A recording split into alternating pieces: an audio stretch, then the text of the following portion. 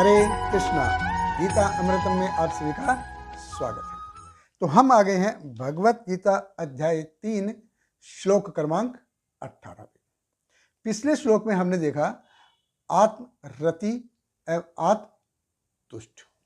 भगवान कृष्ण कहते हैं कि जो व्यक्ति आत्मरति और आत्मतुष्ट के लेवल पे है उसके लिए कोई कार्य नहीं। और इसी को और आगे एक्सटेंड करते हुए भगवान हमको इस श्लोक में बताते हैं।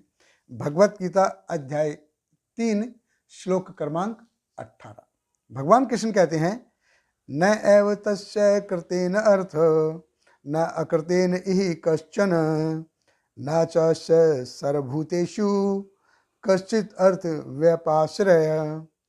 भगवान कृष्ण कहते हैं स्वरूप सिद्ध व्यक्ति के लिए न तो अपने नियत कर्मों को करने की आवश्यकता रह जाती है, न ऐसा कर्म न करने का कोई कारण ही रहता है। उसे किसी अन्य जीव पर निर्भर रहने की आवश्यकता भी नहीं रह जाती। तो हम देखते हैं कि आत्मरति और आत्मतुष्ट, तो एक्चुअली आदमी काम करता क्यों है? वाई ए पर्सन वर्क क्यों करता है? पिछले श्लोक के दौरान भी हमने देखा था, जैसे अपूर्णस्य निज पूर्तार्थे चेष्टा है कर्मिति, कि वो अपूर्ण है, अपने आप को पूर्ण करने के लिए वो कर्म करता है।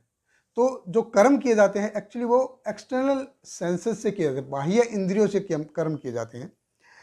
लेकिन जो व्यक्ति कंप्लीटली आत्मरति और आत्मतुष्ट के लेवल पर है, भगवान कृष्ण कहते हैं कि उसके लिए वो भगवान उसकी देखभाल करते हैं और he take care very nicely. Even बेशक वो अपने शरीर को मेंटेन ना कर रहा हो, फिर भी भगवान कृष्ण उसको मेंटेन करते हैं। और उसका बहुत ही वंडरफुल उदाहरण शास्त्रों में आता है। जब महाराज यदु एक साधु से मिलते हैं, जब महाराज यदु जा रहे थे तो रास्ते में देखते हैं कि एक साधु को देखते हैं। वो साधु कैसा है? वो बिल्कुल जैसे धूल में सना हुआ ऐसा साधु है। उसके कपड़े भी ऐसे मैले कुचैले गंदे फटे पुराने हैं। देखने से ऐसा लग रहा था जैसे महीनों से नींद आया हुआ, लेकिन था वो मोटा तगड़ा और उसका पेट भी बाहर है। लेकिन एक्सटर्नली देखने से वो साधु लगता है, क्योंकि महाराज यदु भी ग्रेट डिवोटी है और एक डिवोटी दूसरे डिवोटी को पहचान जाता है। तो महाराज यदु उस साधु के पास जाते हैं और उसको बोलते हैं माय डियर सर, देखने में आप साधु लग रहे हैं लेकिन आप अपने शरीर को मेंटेन नहीं कर रहे, आप हाइजीनिक भी नहीं हो। How it is so? ऐसा कैसे है? तो साधु उसको बताता है कि मैंने अयाचक वृत्ति अपना रखी है। यानी कि जब बोलता कि जब मेरे को भूख लगती है तो मैं अपना मुंह खोल देता हूँ। तो कभी पत्ते आके गिर जाते हैं, कभी उससे कभी फल आके गिर जाते हैं, कभी कचरा भी आके गिर जाता है, और कभी कभी कोई रास्ते में जाता हुआ उसको अच्छा भोजन भी देके जाता है। तो ये क्या है? बोलता कि मेरे ऊपर भगवान कृष्ण की कृपा है, यानी कि लॉर्ड कृष्णा उसको मेंटेन करते हैं। देखिए, ये जब हम भौतिक जगत में जब हम काम करते हैं तो हम एक्सटर्नल सेंस से काम करते हैं, और जब हम एक्सटर्नल सेंस से काम करते हैं तो फिर ड्युअलिटी आती ही आती है। सुख दुख, लाभ हानि, जय पराजय, ये सब के सब आएंगे ही आएंगे। जैसे भगवान ने 2.56 में ही बताया था, दुखेशु उद्वेगिन मन सुखेशु विगत स्पृह। यानी कि जब दुख आते हैं तो हमारा मन बहुत ही दुखी हो जाता है, उद्विग्न हो जाता है। और जब सुख आते हैं तो हमारे मन में अनंत भोगों की इच्छा जागृति हो जाती है, अनंत भोगों की। लेकिन जब ये व्यक्ति जान लेता है कि सुख आएंगे वो भी टेम्परेरी है, दुख आएंगे वो भी टेम्परेरी, यानी कि बेस्ट ऑफ हैप्पीनेस, अब सबसे ज्यादा खुश वो भी टेम्परेरी है, और बहुत ही ज्यादा दुखी यानी कि वर्स्ट ट्रेजेडी ऐसे हो जाए आदमी के साथ तो दुखी। लेकिन जो व्यक्ति ये जान लेता है कि ये दोनों की दोनों चीज क्या है? टेम्परेरी है। परमानेंट क्या है? एक्चुअल परमानेंट है आत्मरति। और जब व्यक्ति इस स्टेज पे आ जाता है, ये जान लेता है कि ये जो कर्म किए हैं, बाह्य इंद्रियों से कर्म किए हैं, और जो इससे जो फल मिलेंगे, ये मिलेगा वो मिलेगा, ये टेम्परेरी लेवल है।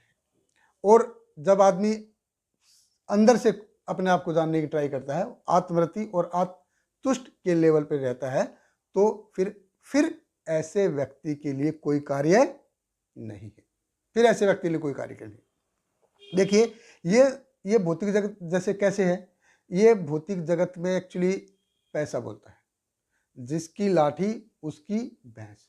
देखिए, बड़े बड़े बिजनेसमैन हैं, बड़े बड़े बिजनेसमैन हैं, वो साधु के पास आशीर्वाद लेने के लिए जाते हैं। क्यों जाते हैं? क्योंकि उनको पता है कि उस साधु के पास एक ऐसी चीज है जो उनके पास नहीं है। वो क्या है? वो है वैराग्य। और वह धनी व्यक्ति अच्छे से जानता है कि वैराग्य जो है किसी भी भौतिक वस्तु से बहुत ज्यादा महत्वपूर्ण है, इसलिए उसके पास जाते हो कि उसको पता है कि साधु के पास क्या है? वैराग्य है। और आत्मरति और आत्मतुष्टि ये वैराग्य के लक्षण है। जब आदमी वैराग्य में होता है तभी क्या है? फिर वो आत्मरति और आत्मतुष्ट के लेवल पे आ सकता है। ऐसे आदमी के लिए कोई कार्य नहीं है। देखिए, एक वैरागी आदमी और एक नॉर्मल पर्सन, इसमें एक्चुअली बेसिक डिफरेंस क्या है? जो वैरागी है, वैरागी के लिए सबसे खराब सिचुएशन, वर्स्ट सिचुएशन क्या है कि जब वो देखता है कि यार ये सामने वाला आदमी तो बहुत आनंद ले रहा है और वो अपने मन को मार के बैठा है। ऐसा कैसे? ऐसा जैसे कोई आदमी है, वो खूब छप्पन भोग का एंजॉय कर रहा है, और एक आदमी है वैरागी आदमी जो उसमें उसको कोई आनंद नहीं। तो क्या ऐसे व्यक्ति खुश रह सकता है? क्या ऐसा व्यक्ति खुश रह सकता है? जो ऐसा व्यक्ति खुश रहेगा वो आत्मरति और आत्मतुष्ट के लेवल पर है, तभी खुश रह सकता वो। और ऐसा आदमी क्या है? ऐसा आदमी पूजनीय है। बहुत बहुत धन्यवाद। हरे कृष्णा। हरे कृष्णा कृष्ण कृष्ण हरे हरे, हरे रामा राम राम हरे हरे।